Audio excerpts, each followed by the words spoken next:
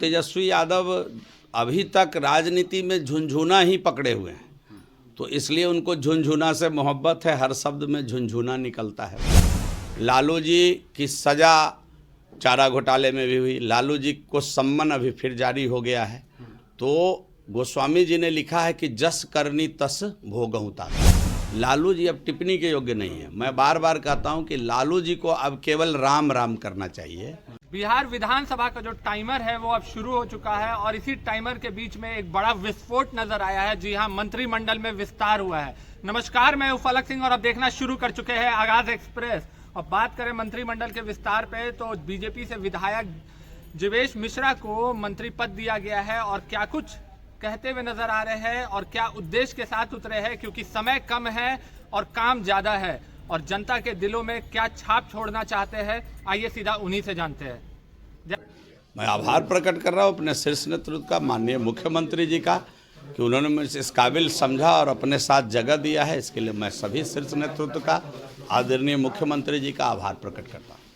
बहुत कम समय के लिए आपको मंत्रिमंडल में शामिल किया गया है, तो ऐसे में लगता है कि 2025 का भी चुनाव है, तो कम समय में जो मंत्रिमंडल में लोगों को शामिल किया गया है, ज़्यादा काम उनको करना है। हम लोग ज़्यादा काम करेंगे, हम लोग थोड़ा और समय निकालेंगे और ज़्यादा समय विभाग को देंगे और ज़्यादा काम करके पुराना जो समय कट गया उसको बराबर कर लेंगे। जिस तरह से जातीय समीकरण के आधार पर कहा जा रहा है कि 7 जो मंत्रिमंडल में शामिल हुए जातीय के आधार पर साधने पर निशाना किया गया है। मालूम नहीं मुझे जातीय आधार पर दिया गया है या क्या। हमको तो लगता है कि सभी क्षेत्रों का प्रतिनिधित्व मिला है और सबको मजबूती के साथ लेकर चलने के लिए पार्टी प्रतिबद्ध है, हमारे मुख्यमंत्री जी प्रतिबद्ध है।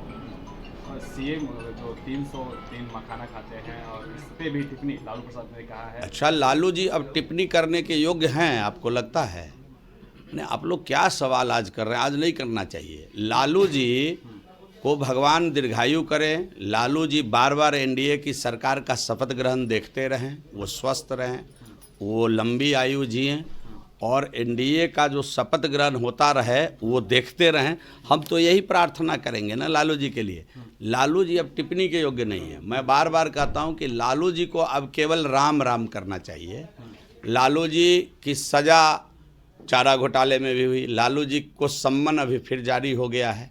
तो गोस्वामी जी ने लिखा है कि जस करनी तस भोगहूँ ताता, उसको कोई मिटा नहीं सकता है।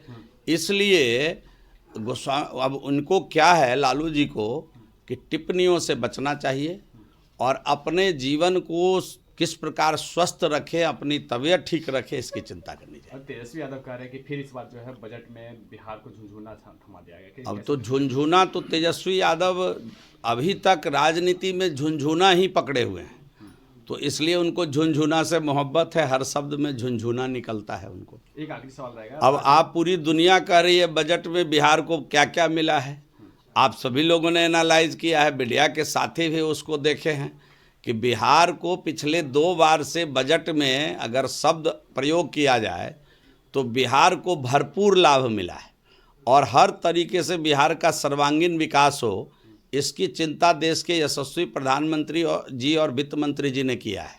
सभी लोग प्रसन्न हैं। अब तेजस्वी जी को वो अगर झुनझुना लग रहा है तो तेजस्वी जी को थोड़ा अध्ययन बढ़ाना चाहिए। जैसा कि आपने देखा और सुना, साफ तौर पर उनका जो कहना था, लालू यादव को कह दिया है उन्होंने कि राम नाम जपने का समय आ चुका है वो राम नाम जपे। जो विधानसभा है, जो राजनीति है, उससे अब दूर रहे।